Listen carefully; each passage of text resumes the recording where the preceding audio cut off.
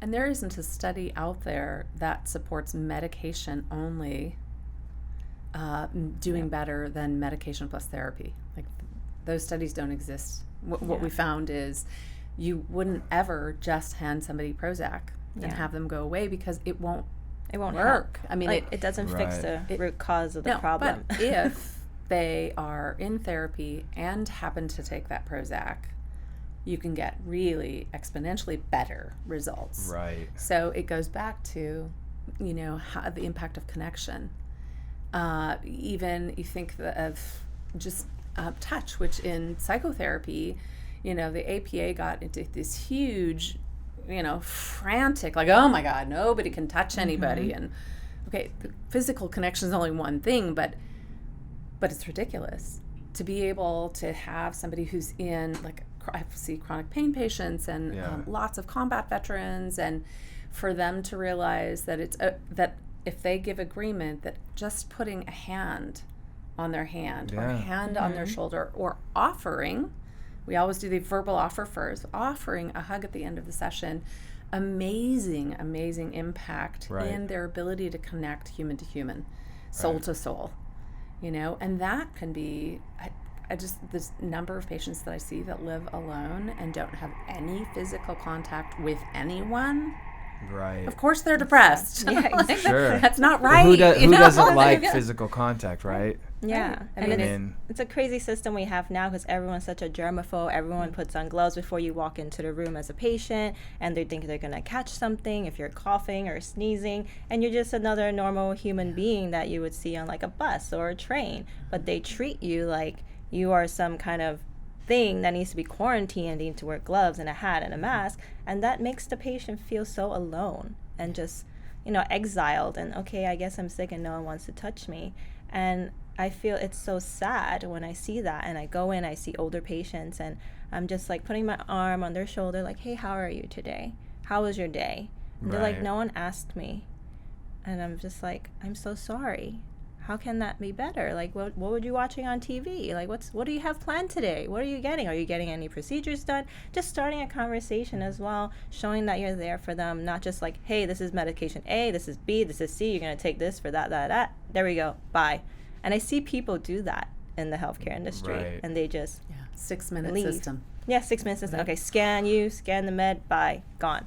And the whole thing about Zoloft, Prozac, all these like SSRIs, the selective serotonin reuptake inhibitors, what they're actually doing is going into your body, seeing the serotonin, which kind of makes you happy, right?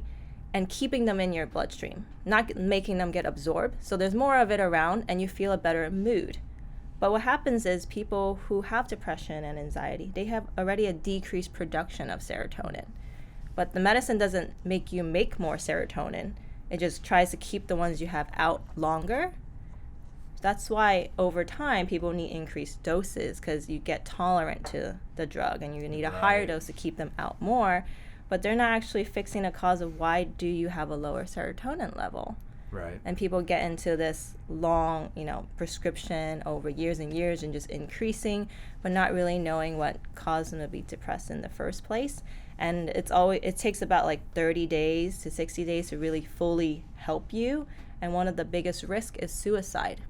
When someone first gets on SSRIs, they initially don't feel good and they don't have the energy to suicide. And then once they get the energy, they're still having the bad thoughts just because they have more energy.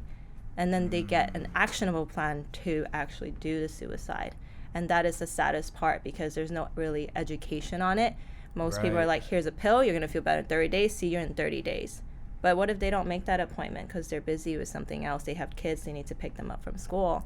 And now they're still having those bad thoughts. And now they have energy to then purchase a gun or take their own life in another manner.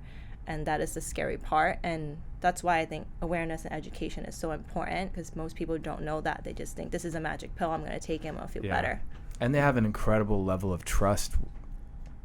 That's whether it's, right or wrong with their physician too, right? Like if I'm a layperson and I'm not a medical doctor, and then I go in and I take my son or my daughter in, and kind of same logic, right, with kids who have a hard time focusing in school, right? And you go in there and they go, oh, give them these 3 pills.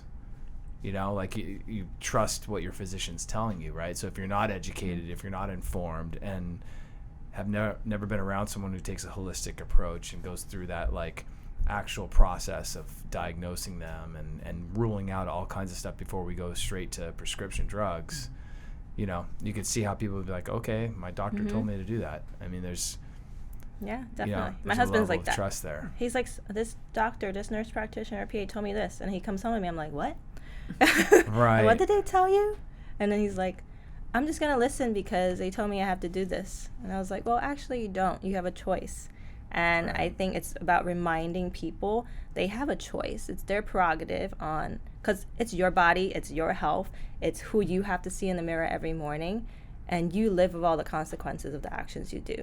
Not the physician or the NP or whatever provider you use, not me, not Sage, not you, Josh.